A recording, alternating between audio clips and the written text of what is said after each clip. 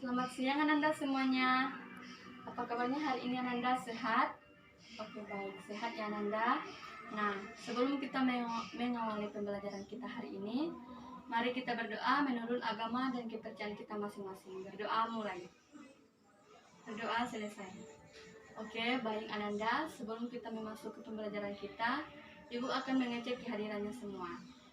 Ada yang absen atau hadir semua Ananda? Oke, baik, hadir semuanya ya.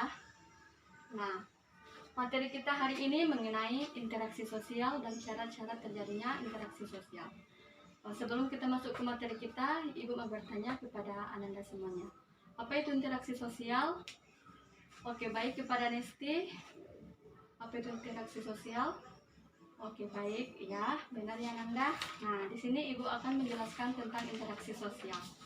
Yang mana interaksi sosial adalah hubungan timbal balik antara individu dengan individu, individu dengan kelompok, dan kelompok dengan kelompok lainnya.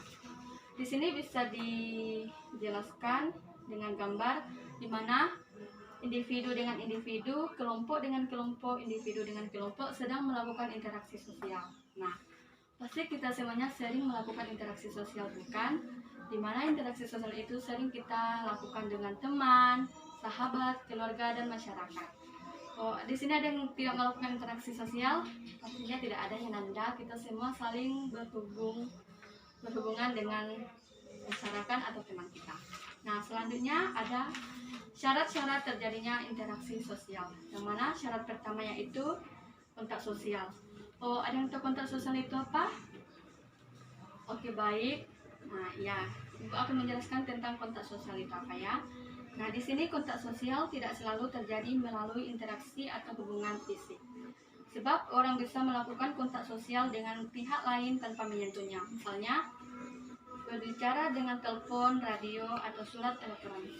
Maksudnya di sini yaitu kita melakukan hubungan melalui telepon. Contohnya, kita berkomunikasi dengan keluarga kita yang jauh, misalnya Ananda Nesti berkomunikasi dengan orang tuanya di kampung, pasti menggunakan HP, bukan? Nah, begitu ya Nanda. Selanjutnya radio. Pasti zaman dahulunya kita sering menggunakan radio untuk mendengarkan berita.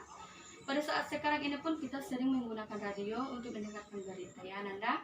Nah, selanjutnya di sini ada surat elektronik. Nah, oleh karena itu hubungan fisik tidak menjadi syarat terjadinya kontak sosial ya.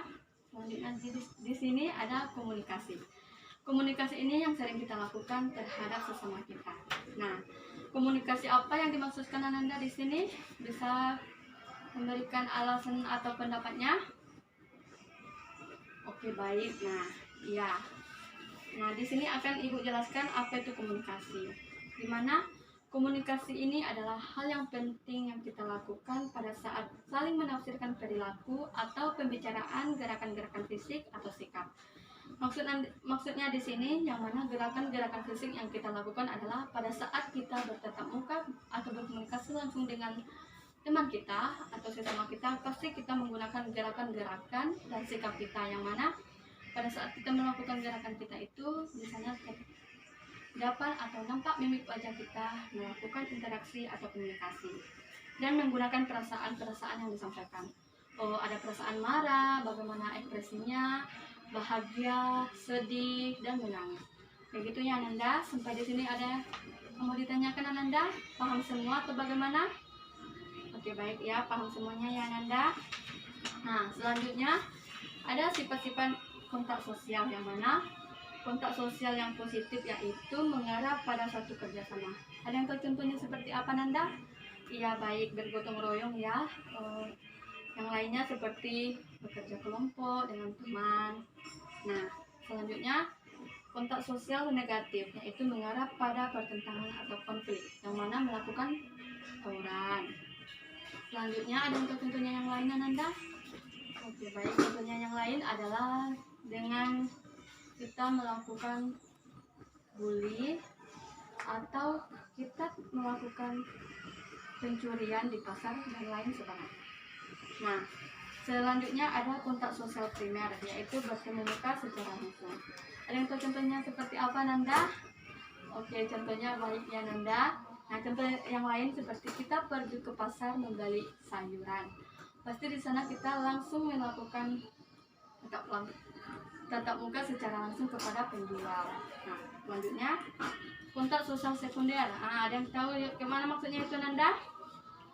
Ya, bagus. Contoh lainnya yaitu kita melakukan hubungan komunikasi melalui telepon ya Nanda. Nah, yang dimaksudkan kontak sosial ini merupakan hubungan perantara atau melalui perantara ya Nanda. Oke, baik. Nah, selanjutnya tahap yang harus kita lakukan pada saat komunikasi. Yang mana tahapnya ada 3 ya Nanda. Ada yang tahu seperti apa tahapnya? Ayo Nesti, apa itu? Oke, baik ya Nanda. Nah, di sini akan Ibu jelaskan. Benar sekali yang dibilang Nesti. Tahapnya ada 3. Yang pertama, encoding. Yang mana pengertian encoding itu adalah merupakan gagasan atau program yang akan disampaikan, diwujudkan dalam bentuk kalimat atau gambar. Maksudnya di sini kita menerima informasi bisa melalui komputer atau internet lah Nanda. Nah, ada yang lain pendapatnya? Ya, coba Lija. Ada yang tahu? Oke, baik Ananda. Iya ya. Oke Ananda, betul sekali jawabannya. Nah, selanjutnya ada penyampaian. Ini sering kita lakukan dalam kehidupan kita sehari-hari Ananda. Yang mana penyampaian ini merupakan gagasan atau program yang akan disampaikan, diwujudkan dalam bentuk kalimat atau gambar. Contohnya seperti ini nih.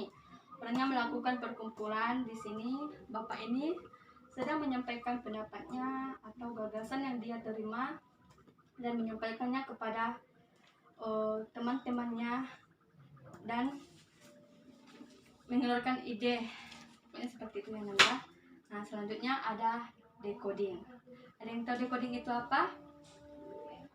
Iya, tepat sekali. Di sini Ibu akan menjelaskan tentang decoding ya. Nah, di mana proses mencerna dan memahami kalimat atau gambar menurut pengalaman yang dimiliki. Decoding sama encoding itu tidak jauh beda ya Nanda. Di mana encoding itu kita menyampaikan pendapat, lalu decoding ini kita mencerna dan memahami kalimat yang disampaikan melalui encoding tadi. Oke, sejauh ini ada yang mau ditanyakan Ananda? Oke, baik, semuanya paham ya tentang penjelasan Ibu tadi. Nah, untuk pertemuan kita hari ini Ibu cukupkan sampai di sini.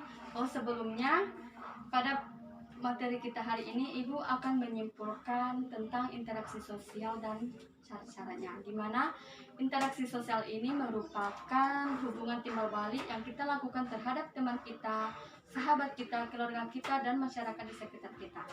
Nah, oke Nanda, kalau tidak ada yang mau ditanyakan, Ibu akan memberi tugas kepada Ananda tentang bentuk-bentuk interaksi sosial.